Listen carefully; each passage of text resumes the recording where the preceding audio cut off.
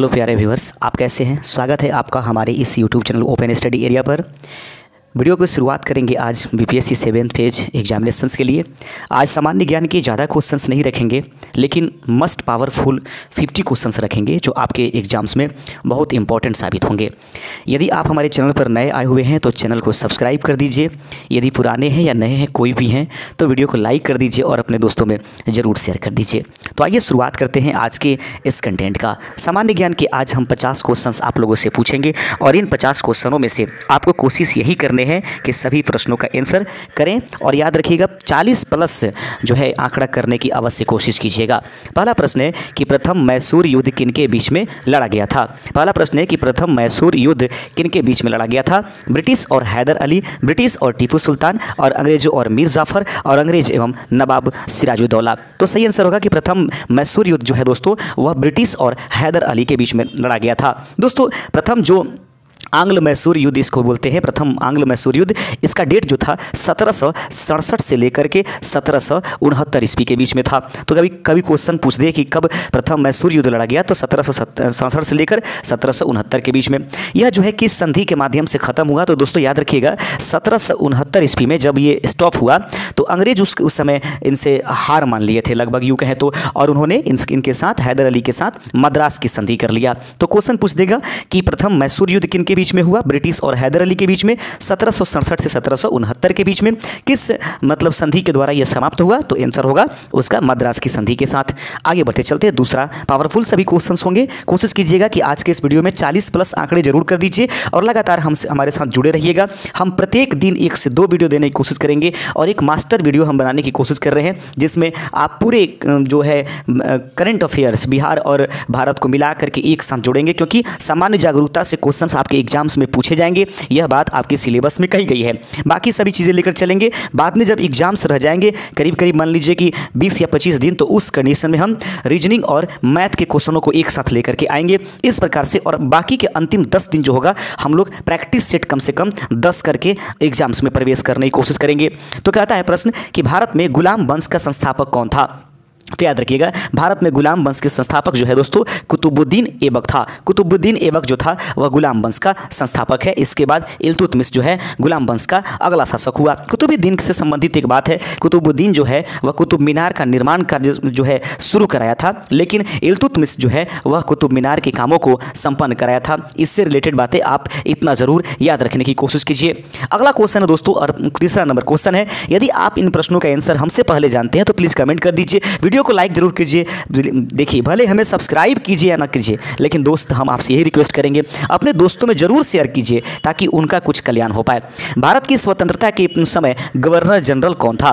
भारत की स्वतंत्रता के समय गवर्नर जनरल कौन था। तो भारत की स्वतंत्रता के समय दोस्तों गवर्नर जनरल जो था लॉर्ड माउंटबेटन था। याद रखेंगे लॉर्ड माउंटबेटन योजना के तहत भारत की स्वतंत्रता हुई और माउंटबेटन योजना के तहत ही भारत और पाकिस्तान के बंटवारे हुए थे। दोस्तों इनके बारे में एक चीज़ याद रखिएगा कि लॉर्ड माउंटबेटन जो है वह स्वतंत्र भारत का प्रथम गवर्नर जनरल और याद रखेंगे और भारत का अंतिम गवर्नर जनरल। तो भारत का अंतिम गवर्नर जनरल कौन था, अंग्रेजी, तो लॉर्ड माउंटबेटन। और जो प्रथम जो है स्वतंत्र भारत का कौन हुआ, लॉर्ड माउंटबेटन। उसके बाद दूसरे नंबर जो बने अपने भारत के श्री राजगोपालाचारी थे। उम्मीद करते हैं ये सभी बातें आपको समझ में आ रहे होंगे। चौथा नंबर प्रश्न आपके सामने है कि महाभारत के फारसी अनुवाद का शीर्षक है। बहुत अच्छा क्वेश्चन है। महाभारत के फारसी अनुवाद का शीर्षक क्या है। चौथे का सही आंसर ऑप्शन नंबर बी हो जाएगा, रज्मनामा नाम से। महाभारत की जो फारसी अनुवाद किया गया था दोस्तों वह रज्मनामा नाम से किया गया था। उम्मीद करते हैं कि सभी बातें आपको समझ में आ रही होंगी। लगातार बढ़ते चलिए, चैनल को प्लीज़ सब्सक्राइब जरूर कर दीजिए, प्लीज़ सब्सक्राइब करते चलिए। हम आपके लिए लगातार ऐसे कंटेंट लेकर आते रहेंगे। अखिल भारतीय ट्रेड यूनियन कांग्रेस के प्रथम अध्यक्ष थे। अखिल भारतीय ट्रेड यूनियन के प्रथम अध्यक्ष कौन थे, कई बार यह क्वेश्चन पूछा गया है। तो अखिल भारतीय ट्रेड यूनियन कांग्रेस के प्रथम जो अध्यक्ष थे वे थे लाला लाजपत राय। इसी प्रकार के क्वेश्चन आपको जीके जीएस से संबंधित मिलेंगे। आज के इस वीडियो में हम सामान्य ज्ञान और सामान्य विज्ञान के क्वेश्चनों को समेटे हैं और उम्मीद कीजिए कि 50 में से 40 प्लस आंकड़े आप जरूर करिए। विदाउट निगेटिव टैग करने की कोशिश न करिए, आदत डालिए अभी से ही। अमीर खुसरो का जन्म कहाँ हुआ था। तो अमीर खुसरो का जन्म निम्नलिखित दिए गए ऑप्शन में से कहाँ हुआ था। आगरा में, बाराबंकी में, एटा में या इटावा में। राइट आंसर होगा कि अमीर खुसरो का जन्म जो है दोस्तों वह आगरा में हुआ था। अमीर खुसरो किसके दरबार में एक कवि था, आपको पता होना चाहिए, आप हमें कमेंट कर भी सकते हैं अगर पता हो तो, इसको पिछले सेट में हमने कराया भी था। गांधी जी के नाम के आगे महात्मा जोड़ा गया, तो आंदोलन दिए गए हैं, किस आंदोलन के दौरान महात्मा गांधी जी के नाम के आगे जो है महात्मा शब्द जोड़ा गया था। तो याद रखेंगे, सबसे पहले तो ये बात समझ लीजिए कि गांधी जी के नाम के पहले महात्मा शब्द जोड़ने का जो श्रेय है वो रविन्द्रनाथ टैगोर को जाता है। और रविन्द्रनाथ टैगोर ने महात्मा गांधी के नाम के पहले महात्मा शब्द जोड़ा था चंपारण सत्याग्रह में किसानों को सफलता दिलाने के लिए। तो किसानों को सफलता दिलाने के क्रम में रविन्द्रनाथ टैगोर ने महात्मा गांधी के नाम के पहले, यानी गांधी जी के नाम के, मोहनदास करमचंद गांधी के नाम के पहले उन्होंने महात्मा शब्द जोड़ दिया था। इस प्रकार से याद रखिएगा, क्वेश्चन ये पूछे कि महात्मा गांधी को महात्मा किसने उपाधि दिया, तो उम्मीद करिएगा महात्मा उपाधि देने वाले कौन है, रविन्द्रनाथ टैगोर। कब दिया गया, चंपारण सत्याग्रह के दौरान। चंपारण सत्याग्रह कब हुआ था, तो 1917 ईस्वी में। यह भारत में प्रथम सत्याग्रह आंदोलन था और गांधी जी का, और यूँ कहें कि विश्व लेवल पर प्रथम सत्याग्रह आंदोलन गांधी जी का कहाँ हुआ, तो दक्षिण अफ्रीका में हुआ था। इन सभी चीज़ों को आप लोग जरूर समेटे चल दिएगा। अगला क्वेश्चन है कि निम्नलिखित में से किन सिख गुरुओं को तत्कालीन शासकों के द्वारा मृत्यु दंड दे दिया गया था, या यूँ कहें कि किन निम्नलिखित सिख गुरुओं में से मुगल कालीन शासकों के द्वारा मृत्यु दंड दिया गया था। 8वां नंबर क्वेश्चन आपके सामने है और 8वें नंबर प्रश्न को बढ़िया तरीके से देख लीजिएगा। 8वें नंबर का सही आंसर होगा गुरु अंगद देव को भी एक मिनट देख लेते हैं किनको किनको दिया गया था, ये पूछा जा रहा है। तो गुरु अर्जुन देव को दिया गया और उसके बाद गुरु तेग बहादुर को मुगलों ने क्या किया था, इनको मृत्युदंड दे दिया था। तो इस प्रकार से 2 और 4 ऑप्शन सही है, ऑप्शन नंबर ए इसका राइट आंसर हो जाएगा। तो निम्नलिखित में से किन सिख गुरुओं को तत्कालीन शासकों के द्वारा मृत्युदंड दिया गया था, अर्जुन देव और गुरु तेग बहादुर को। आगे क्वेश्चन है और 9वां नंबर क्वेश्चन आपके सामने है, प्रश्न को ध्यान से देखिएगा। 9वें नंबर प्रश्न को ध्यान से देखिए। कहता है कि संवैधानिकेतर, फिर से गौर से देखते चलिएगा, कह रहा है कि संवैधानिकेतर शक्ति का अर्थ है, या यूँ कहें कि संवैधानिक जो ये है शक्ति, उसका मतलब क्या होता है। प्रश्न है कि संवैधानिकेतर शक्ति का मतलब क्या होता है, तो आपके पास ऑप्शन है वह शक्ति जो संविधान का अतिक्रमण करती है, बिल्कुल नहीं। संविधान के अंतर्गत किसी व्यक्ति को दी गई असाधारण शक्ति, बिल्कुल नहीं, असाधारण शक्ति तो दी ही नहीं जाती है। वह शक्ति जो संविधान सम्मत नहीं है, वह शक्ति जो संविधान सम्मत नहीं है, यही इसका आंसर हो जाएगा 9वें का सी नंबर। संवैधानिक कहा जा रहा है, संवैधानिक नहीं कहा जा रहा है। आगे क्वेश्चन है 10वां नंबर प्रश्न आपके सामने है, प्रश्न को ध्यान से देखिएगा। 10वां नंबर क्वेश्चन कहता है संविधान की चौथी अनुसूची में वर्णित है, संविधान की चौथी अनुसूची में क्या वर्णित है। पूर्वोत्तर राज्यों के जनजातीय क्षेत्रों के प्रशासन के बारे में उपबंध गलत है। शपथ के प्रारूप का प्रबंधन नहीं, ये तीसरे में आते हैं। उसके बाद राज्यसभा में राज्य और संघ राज्य क्षेत्र के लिए स्थानों की आवंटन, बिल्कुल सही है। प्रश्न है कि संविधान की चौथी अनुसूची में क्या है, राज्यसभा में राज्य और संघ राज्य क्षेत्र के लिए स्थानों के आवंटन के लिए, ऑप्शन नंबर सी इसका सही आंसर हो जाएगा। तीसरी अनुसूची में शपथ बनाया गया है, चौथी में राज्यसभा की सीटें बनाई गई है, और प्रथम द्वितीय आप लोग जानते हैं, द्वितीय में जो है वह भत्ते दिए जाएंगे, किस प्रकार से इनको पैसे दिए जाएंगे इसके बारे में बताया गया है। वे कौन से मौलिक अधिकार हैं जो गैर नागरिकों को भी प्राप्त होते हैं, प्रश्न आपके सामने है। कहता है प्रश्न कि वे कौन से मौलिक अधिकार है जो गैर नागरिकों को भी प्राप्त है। ये प्रश्न नंबर 11 है। आप देख रहे हैं open study area YouTube channel. हमारे चैनल को सब्सक्राइब करें और आगे के दिन पुख्ता कर लें। आने वाले जो एग्जाम्स के पहले लगातार वीडियोज, अभी तो एक वीडियो जा रहे हैं, लगातार कुछ दिनों के बाद से 3-4 वीडियोज़ आपके लिए उपलब्ध करा दिए जाएंगे जो सभी इंपॉर्टेंट होगा। वे कौन से मौलिक अधिकार हैं जो गैर नागरिकों को भी प्राप्त होते हैं। 11 का सही आंसर है। प्रश्न है कि कानून के सामने समता का अधिकार, देख लेंगे, कानून के सामने एक समान है, चाहे आप देशियन हो या विदेशियन हो, कानून के समक्ष समता का अधिकार, वो गैर मौलिक अधिकार जो गैर नागरिक भी हैं वो भी प्राप्त है। यानी मौलिक अधिकार, कानून के समक्ष समता का अधिकार सभी को प्राप्त है। अगला क्वेश्चन है कि मानस वन्य जीव अभयारण्य किस राज्य में स्थित है। बहुत इंपॉर्टेंट क्वेश्चन, मानस वन्य जीव अभयारण्य किस राज्य में स्थित है। तो राइट आंसर है दोस्तों कि मानस वन्य जीव अभयारण्य जो है वह असम में स्थित है। 12 का ऑप्शन नंबर डी आंसर हो जाएगा। मानस टाइगर रिजर्व पार्क असम, यानी कि याद रखेंगे यह टाइगर के लिए जो है जाना जाता है। क्वेश्चन पूछ देगा कि मानस जो मानस जो अभयारण्य है जो असम में है, बताइए वो किसके लिए ज़्यादा फेमस है या किसके लिए बनाया गया है, तो ये टाइगर रिजर्व है। 13 नंबर क्वेश्चन होगा, मौलिक कर्तव्यों को संविधान में सम्मिलित करने की अवधारणा किस देश के संविधान से ली गई है। प्रश्न है कि मौलिक कर्तव्य को संविधान में सम्मिलित करने की अवधारणा किस देश के संविधान से लिया गया है। राइट आंसर है सोवियत संघ अर्थात रूस से लिया गया है। रूस से लिया गया है मौलिक कर्तव्य यानी कि फंडामेंटल ड्यूटीज, हमारी कुछ अपनी ड्यूटीज होती है अपने देश के प्रति, हमारे अपने संविधान के प्रति, उसे रूस से लिया गया है। वही मौलिक अधिकार कर दे तो मौलिक अधिकार अमेरिका के संविधान से लिया गया है। आयरलैंड से नीति निर्देशक तत्व लिया गया है। यूएसए से आप सभी जानते हैं, तुरंत बताया मौलिक अधिकार। प्रश्न आगे है कि सामान्यतः प्रत्येक 5 वर्ष पश्चात वित्तीय आयोग की स्थापना की जाती है। 14 नंबर प्रश्न आपके सामने है कि सामान्यतः प्रत्येक 5 वर्ष पश्चात वित्तीय आयोग की स्थापना की जाती है। यह किसके द्वारा की जाती है, इसको देखना है। पहला है आपके पास, ध्यान से देखते चलिएगा। प्रश्न है कि सामान्यतः प्रत्येक 5 वर्ष पश्चात वित्तीय आयोग की स्थापना की जाती है, तो इसके बारे में कौन सा कथन सत्य है। राज्यों की वित्तीय स्थिति निर्धारित करने के लिए बिल्कुल गलत। केंद्रीय सरकार की वित्तीय स्थिति निर्धारित करने के लिए भी गलत है। आगे बढ़ते चलते हैं। अगला है केंद्रीय सरकार के वित्तीय संसाधन निर्धारित करने के लिए बिल्कुल गलत।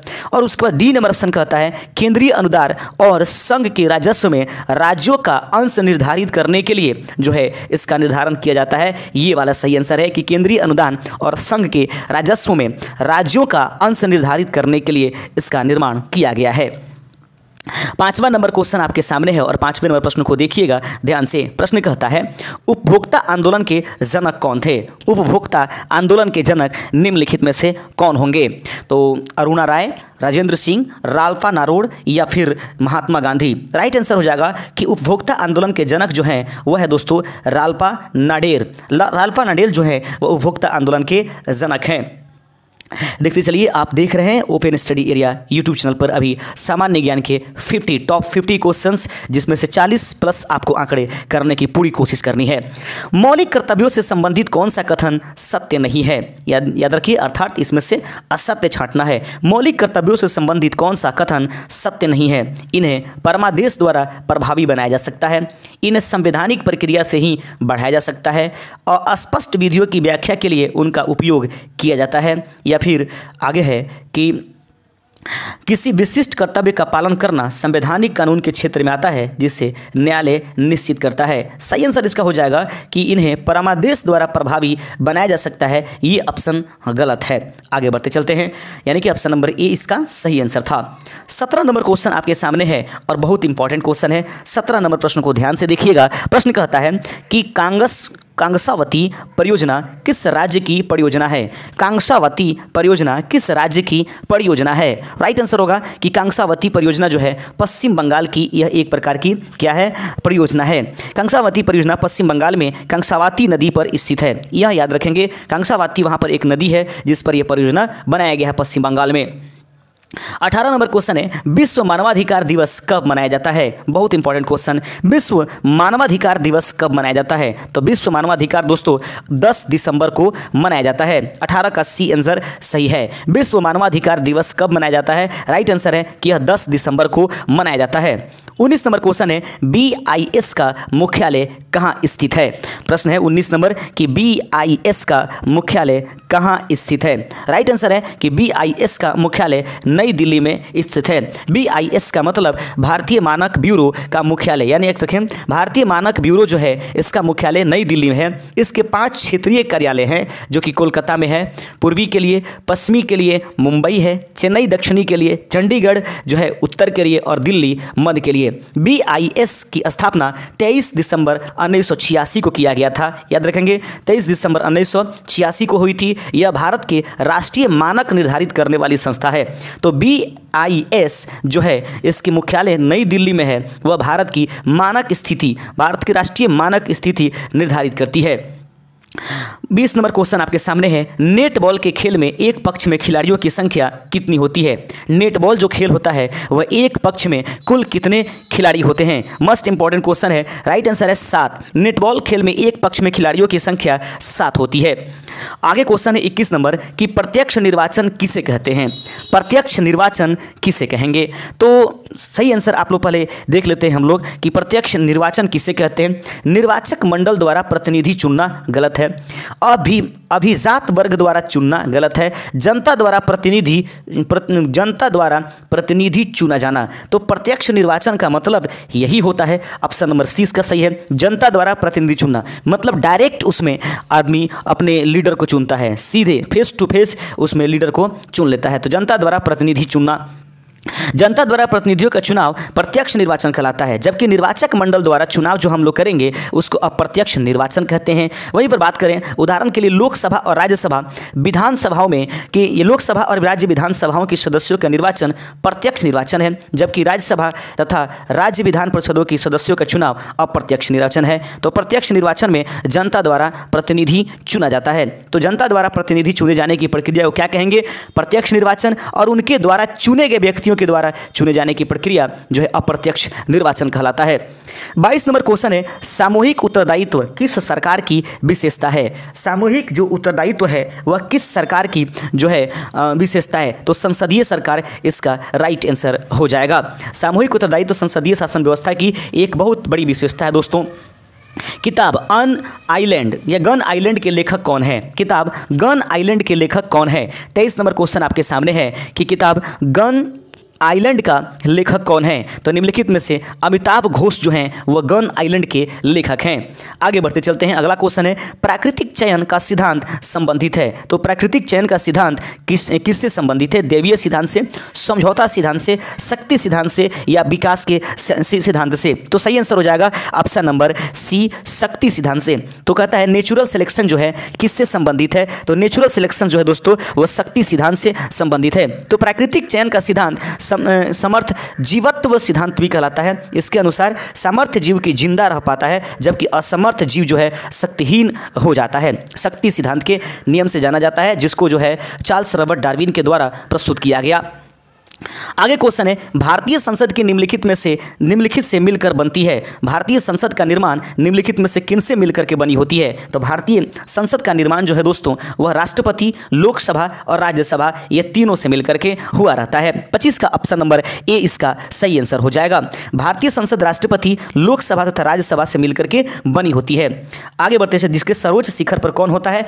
राष्ट्रपति, दूसरे नंबर पर राज्यसभा और तीसरे नंबर पर लोकसभा होता है। राज्यसभा नहीं भंग की जाने वाली अस्थाई सदन है, जबकि वही लोकसभा भंग की जाने वाली एक अस्थाई सदन है। वही राज्यसभा को दोस्तों उच्च सदन भी कहते हैं, जबकि लोकसभा को निम्न सदन कहते हैं। लेकिन अगर पावर के मामले में देखें तो लोकसभा राज्यसभा के रूप में जो है अधिक पावरफुल है, लेकिन कागजाती माध्यम से देखा जाए तो राज्यसभा इसमें आगे निकलती है। नौकरशाही की नियुक्ति की प्रकृति कैसी होती है? 26 नंबर प्रश्न आपके सामने है। प्रश्न कहता है नौकरशाही की नियुक्ति की प्रकृति कैसी होती है? तो 26 का सही आंसर हो जाएगा ऑप्शन नंबर बी। याद रखेंगे अस्थाई। नौकरशाही की नियुक्ति की प्रकृति कैसी होती है? अस्थाई होती है। आगे बढ़ते चलते हैं दोस्तों। अगला क्वेश्चन है, केंद्र राज्य के प्रशासनिक संबंध भारतीय संविधान के किस अनुच्छेद में दिया गया है? अगला प्रश्न है, फिर से देख लेंगे। केंद्र और राज्यों के बीच में प्रशासनिक संबंध भारतीय संविधान के किस अनुच्छेद में दिया गया है? 20 का सही आंसर हो जाएगा ऑप्शन नंबर ए, 256 से 263 के बीच में।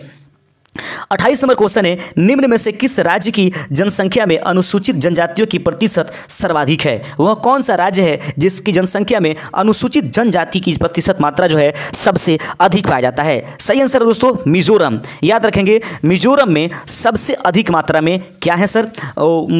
जनजाति रहती है। तो आंकड़ा देख लेते हैं। मिजोरम में दोस्तों याद रखिए इनकी आंकड़ा 94.4% है। दूसरे नंबर पर झारखंड आता है, जहां पर 26.2% जो है जनजातीय रहते हैं। तीसरे नंबर पर बिहार आता है, 1.3 रहते हैं। उत्तर प्रदेश चौथे नंबर पर आते हैं, 0.6%। तो याद रखिएगा सबसे अधिक जनजाति किस राज्य में है? तो मिजोरम में है। दूसरे पर कौन आता है? झारखंड। तीसरे पर बिहार और चौथे पर उत्तर प्रदेश आता है। 29 नंबर क्वेश्चन है कि एक 2 किलोग्राम द्रव्यमान के पदार्थ की गतिज ऊर्जा 4 जूल है, उसका वेग कितना हो जाएगा। तो देख लीजिए दोस्तों, एकदम बिल्कुल आसानी पूर्वक इसको देखने की ज़रूरत है। अभी आपके पास 29 नंबर क्वेश्चंस दिया गया है। प्रश्न को ध्यान से देखिएगा। एक 2 किलोग्राम द्रव्यमान के पदार्थ की गतिज ऊर्जा 4 जूल दिया गया है, ठीक है। उसका वेग कितना होगा, तो सूत्र होता है, देख लेंगे, K बराबर 1/2 और mv² होता है। तो K का मान कितना दिया है 4, और उसके बाद 1/2, उसके बाद देखेंगे 2 किलोग्राम इसका द्रव्यमान दिया गया है, 2 इससे लिखा गया है, 2 अगुने v का स्क्वायर है। तो उम्मीद कीजिए 2 से ये 2 कैंसिल हो जाएगा और स्क्वायर हटेगा तो इस पर रूट चढ़ जाएगा। इस प्रकार से आप देखेंगे 4 का वर्गमूल आपको कितना आ जाएगा, 2। तो इस प्रकार से कहता है प्रश्न कि 2 किलोग्राम द्रव्यमान के पदार्थ की गतिज ऊर्जा 4 जूल है, तो उसका वेग कितना हो जाएगा। तो 2 अभी तुरंत इसका आंसर आया था, तो 29 का ऑप्शन नंबर बी इसका सही हो जाएगा, 2 मीटर प्रति सेकंड। ठीक है, आगे बढ़ते चलते हैं। प्रश्न कहता है तीसरा नंबर, ध्यान से देखिएगा, 30वां नंबर, पदार्थ का संवेग दोगुना होने पर उसकी गतिज ऊर्जा कितनी हो जाएगी। बहुत इंपॉर्टेंट क्वेश्चन है, एकदम जबरदस्त तरीका से ये पूछा गया है। फिर से देखिएगा ध्यान से, कहता है कि पदार्थ का संवेग दोगुना कर दे तो उसकी गतिज ऊर्जा पर क्या असर पड़ जाएगा। तो देखेंगे इसके लिए सूत्र हम लोग प्रयोग करते हैं 2p = √2me। तो उस कंडीशंस में हम लोग इसको क्या कर रहे हैं, दोगुना कर रहे हैं। दोगुना करने पर यह मान 4 गुना हो जाएगा। ऑप्शन नंबर ए इसका सही आंसर है। स्क्रीन थोड़ा सा हमारा नहीं काम कर पा रहा है, नहीं तो इस क्वेश्चन को हम बना देते आप लोग के सामने। 31 नंबर क्वेश्चन आपके सामने दिया गया है। प्रश्न है 600 वाट के 5 बल्ब 10 घंटों तक प्रकाशित होते हैं, विद्युत ऊर्जा कितना खर्च होगा। बहुत इंपॉर्टेंट क्वेश्चन। 660 वाट के 5 बल्ब 10 घंटों तक प्रतिशत होते हैं या प्रकाशित होते हैं, तो विद्युत ऊर्जा कितना खर्च होगा। देख लीजिएगा, ऊर्जा निकालेंगे तो सबसे पहले जो पूरे मान है ऊर्जा के लिए हम लोग प्रयोग करेंगे 60 × 5 × 10 गुना कर दिया। इस कंडीशंस में हमारे पास मान कितना आ गया, तो 5 × 6 = 30, 30 पर एक और माने आप कर लीजिए पूरा मिला करके 3000 इसका मान आएगा। ठीक है, उसके बाद इसको चूंकि किलोवाट घंटा में बदलना है, तो किलो में बदलने के लिए इसको 1000 से हम लोग क्या करेंगे, भाग देंगे। 3 जीरो से 3 जीरो को कैंसिल कर देंगे। समझ में आया, तीनों को गुना करके जो मान आया उसमें चूंकि ये वाट में आ गया, अब किलोवाट में बदलना है, इसीलिए 1000 से भाग देंगे। भाग देने के बाद ये कट जाएगा, तो हमारे पास मान कितना आ जाएगा, 3, याद रखेंगे यूनिट, 3 यूनिट इसका आंसर आ जाएगा। कहीं दिया है, ऑप्शन नंबर डी इसका सही आंसर है। आगे क्वेश्चन है 32 नंबर क्वेश्चन, थोड़ा सा हार्ड क्वेश्चन, कुछ क्वेश्चंस तो ऐसे देखना ही पड़ेगा। द्रव्य की विशिष्ट ऊष्मा का मात्रक कौन सा है। प्रश्न आपके सामने है, ध्यान से देखिएगा। द्रव्य की विशिष्ट ऊष्मा का मात्रक निम्नलिखित में से कौन सा है। 32 का सही आंसर हो जाएगा दोस्तों ऑप्शन नंबर ए, यानी कि देखेंगे जूल की प्रति किलोग्राम डिग्री सेल्सियस। द्रव्य की विशिष्ट ऊष्मा का मात्रक कौन सा है निम्नलिखित में से, जूल प्रति gram degree Celsius. 33 number question आपके सामने है। बर्फ के गलनांक पर नमक डालने से क्या असर होता है।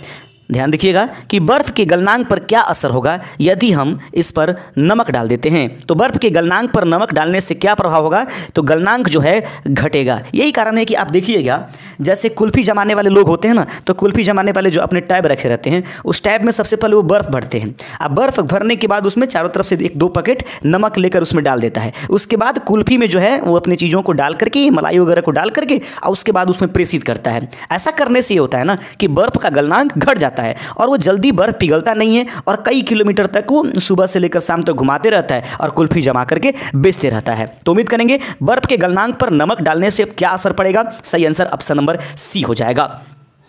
प्रश्न है कि 40 degree Celsius -40 degree Celsius dash Fahrenheit कितना हो जाएगा। 34 नंबर क्वेश्चन आपके सामने है, तो आसानी पूर्वक आइए इसको बनाने की कोशिश करते हैं।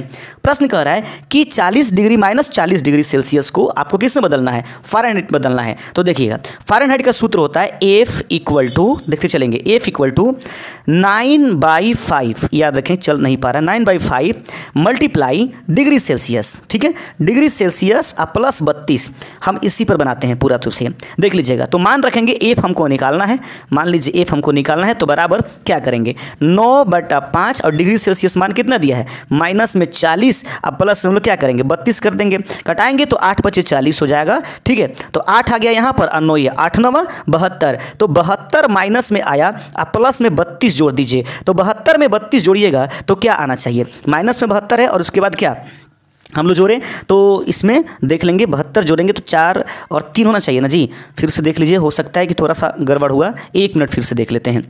9/5 मानाया और मल्टीपल कितना करेंगे, -40 करेंगे और -40 करने के बाद उसके बाद प्लस में 32 जोड़ना है इसमें, ठीक है। तो यहाँ से कर दीजिए 8 × 40, ठीक है।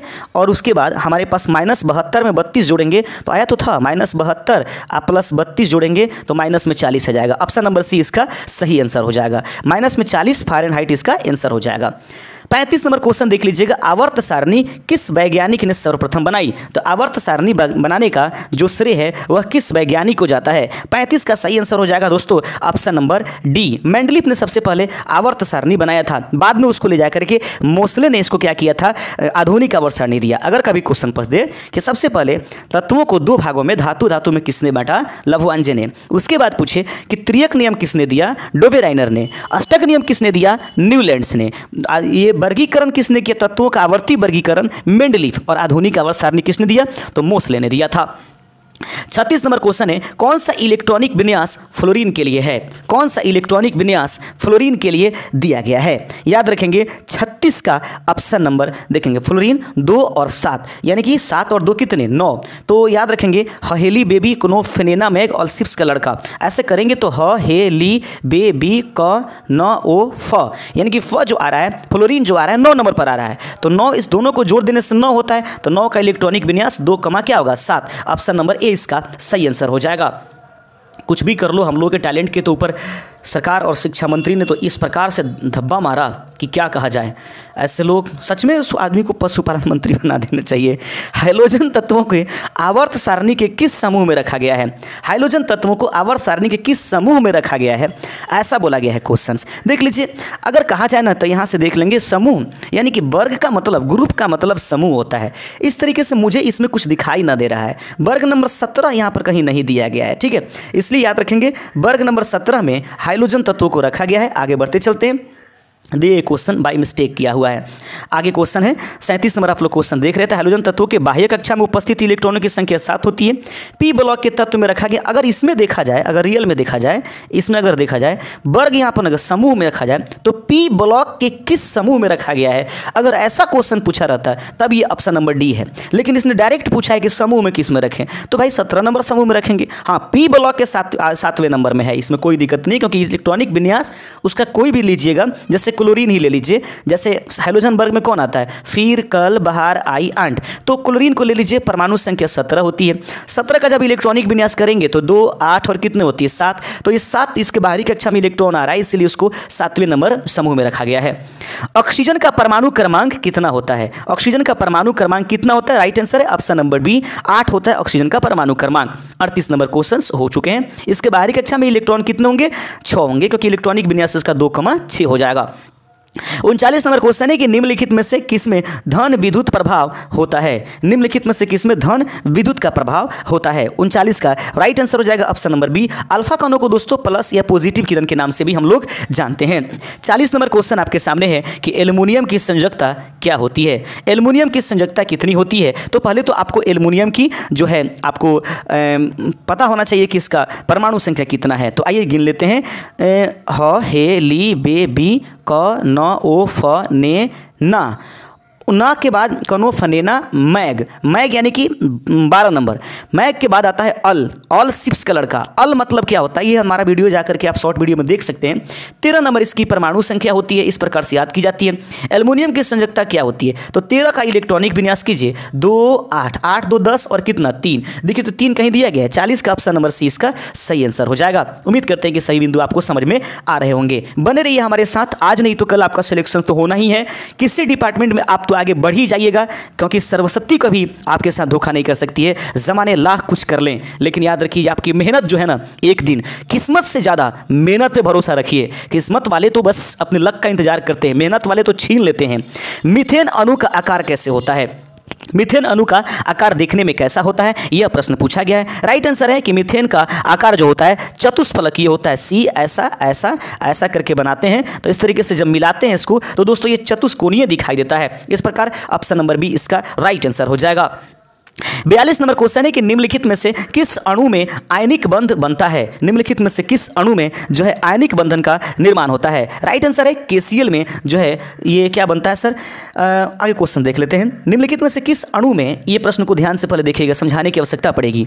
KCl को छोड़ करके शेष सभी संयोजक यौगिकों सहसंयोजक यौगिक हैं। देखिएगा KCl को सिर्फ छोड़ देंगे ना, KCl, क्योंकि देखिए आयनिक बंधन का मतलब क्या होता है, जैसे कि पोटेशियम है K है और ये क्या है C है, ये पोटेशियम पर प्लस होता है और Cl पर क्या होता है माइनस, तो ये आयनों की वजह से जो बंधन बनेगा वह क्या होगा, आयनिक बंधन होगा। तो इसमें ये जितने भी ये हैं H2 है, Cl2 है, NH3 है, ये तीनों के तीनों सहसंयोजक बंधन है, क्योंकि ये आपस में इलेक्ट्रॉनों का लेन देन करते हैं। लेकिन अगर सीधे कोई इलेक्ट्रॉन दे देता है और सीधे इलेक्ट्रॉन को ले करके अपनी बाहरी कक्षा पूरा कर लेगा, उसको आयनिक बंधन के नाम से जानते हैं और वो है KCl। ऑप्शन नंबर ए इसका सही आंसर हो जाएगा। प्रश्न है, एक मोल में कितने अणु होते हैं। 43 नंबर क्वेश्चन आपके सामने है। प्रश्न कह रहा है कि एक मोल में कितने अणु होते हैं। राइट आंसर है ऑप्शन नंबर ए 6.023 गुने 10 के पावर 23। याद रखेंगे 6.023 गुने 10 के पावर 23 प्लस में यह एक मोल की अणु की संख्या होती है। आगे क्वेश्चन है H2SO4 का अनुभार क्या होता है। तो H2SO4 का जब अनुभार आप निकालिएगा उसका निकालने का तरीका होता है, तो आइए निकाल ही लेते हैं, देख लीजिएगा ध्यान से। H2SO4 का अणु क्या होता है, तो सबसे पहले आपको हाइड्रोजन कितने, 2, इसके परमाणु संख्या के द्रव्यमान कितने होते हैं, 1 होते हैं, ठीक है, 1 से गुना करा लीजिए प्लस। एस क्या सल्फर है, इसकी संख्या कितनी है, 1 ही है, तो इसकी परमाणु द्रव्यमान कितनी होती है, 32 प्लस ये देखेंगे H2SO4 है ना, O4 यानी कि ऑक्सीजन की संख्या होती है कितने, 16 होती है, 4 कर दीजिएगा, 16 चौका 64, तो 64 में 32 जोड़िए और उसके बाद 2 जोड़िए, तो 64 में जब 32 जोड़ेंगे तो 96 हो जाएगा, 96 में 2 जोड़िएगा तो 98 हो जाएगा। इस प्रकार से ऑप्शन नंबर डी इसका सही आंसर है। किस यौगिक का अनुभार 40 है। निम्नलिखित में से दिए गए किस यौगिक का अनुभार जो है दोस्तों वह कितना है, 40 है, तो सही आंसर है NaOH। याद रखिएगा क्योंकि इसको निकालेंगे तो सोडियम का क्या होता है, सोडियम का हम लोग निकालेंगे तो सोडियम का Na का हो जाएगा 23, ऐसे 22 दशमलव कुछ होता है प्लस, उसके बाद O ऑक्सीजन का हो जाता है कितना, ऑक्सीजन का 16 होता है और हाइड्रोजन का 1 होता है, तो 16 और 1 17, 17 में 30 जोड़ेंगे तो देख लीजिए कुल कितने हो जाएंगे, 40 हो जाएंगे। ऑप्शन नंबर ए इसका जो क्या है प्रश्न आपका NaOH, ऑप्शन नंबर बी इसका सही आंसर हो जाएगा। आज बिल्कुल समझा करके पढ़ा रहे हैं, घबराइए नहीं।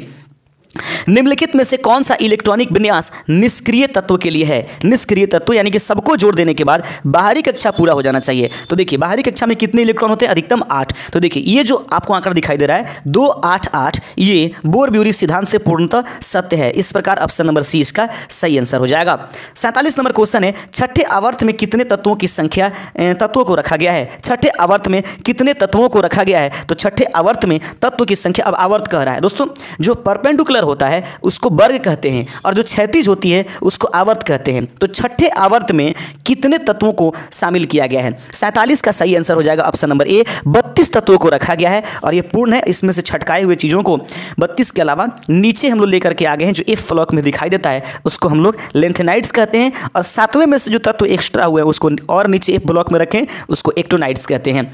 तो यहाँ पर जो दिया गया है कि छठे आवर्त में कितने तत्व रखे गए हैं, राइट आंसर होगा 32 तत्वों को रखा गया है।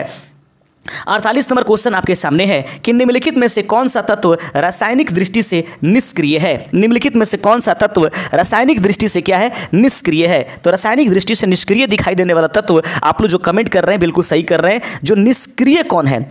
48 कौन सा क्वेश्चन देख रहे हैं हम लोग, 48 नंबर क्वेश्चन देख रहे हैं। तो रासायनिक दृष्टिकोण से जो निष्क्रिय है वो है हीलियम, क्योंकि इसका बाह्यतम कक्षा भरा रहता है और ये इलेक्ट्रॉन का लेन देन नहीं कर पाता है, कोई बंधन नहीं बनाएगा।